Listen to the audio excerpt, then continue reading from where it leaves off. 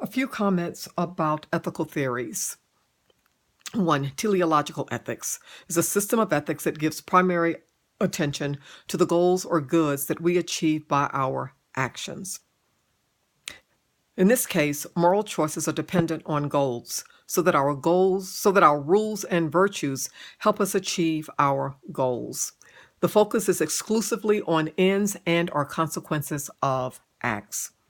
Utilitarianism is based on the simple principle that we should always do the thing that, and I quote, results in the greatest happiness of all those whose interest is in question, close quote. I'm sure that you can begin to raise questions about utilitarianism just based on that direct quote. Situation ethics, or agapeism, emphasizes the primacy of the principle of love and recognizes other principles and rules as mere advisors without any veto power. Deontological ethics is a system of ethics based on rules, so that we choose our goals within the limits set by rules and seek those virtues that make us better at following the rules. And remember earlier, I made a comment that simply following the rules does not mean that one is acting in a morally responsible way. Deontological ethics deals with human conduct in terms of a conception of duty and obligation, which is considered to be imperative because it is right. Again, those normative assumptions. Deontological ethics evaluates actions by asking whether this action was the right thing to do according to a rule, not by assessing what happens as the result of the action. Natural law, probably the oldest systematic form of Christian ethics, in which basic rules are known by everyone through life's experience.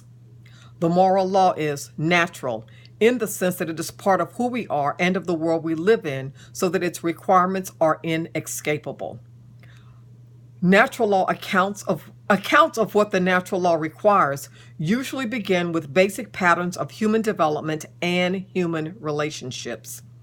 The idea of natural law is to seek human unity in spite of obvious differences. Natural law reminds us that there are some human needs that we have in common and some constraints in nature that we must take seriously if we are to survive and thrive.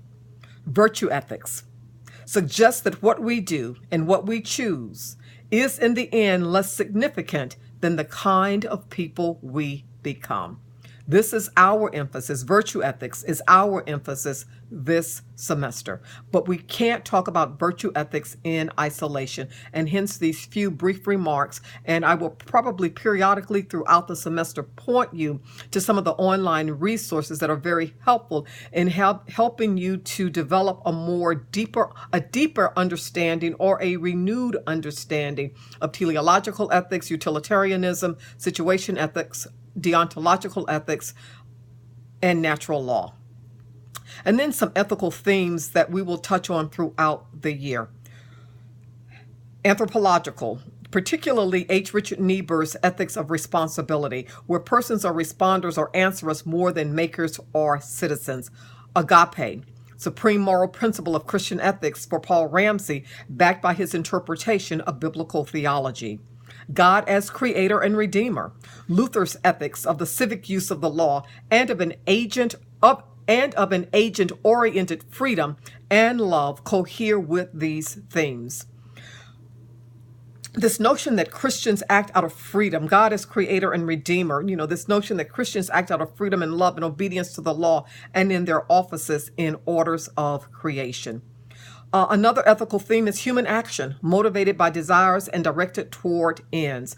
And here Augustine's view of rightly or wrongly ordered persons and acts coheres with his theological principle that all things are to be ordered proportionately in relation to God, the supreme being. And so again, those four primary ethical themes: anthropological, this notion of persons as responders or answerers more than makers or citizens; agape, God as creator and redeemer; and human action, motivated by desires and directed towards ends.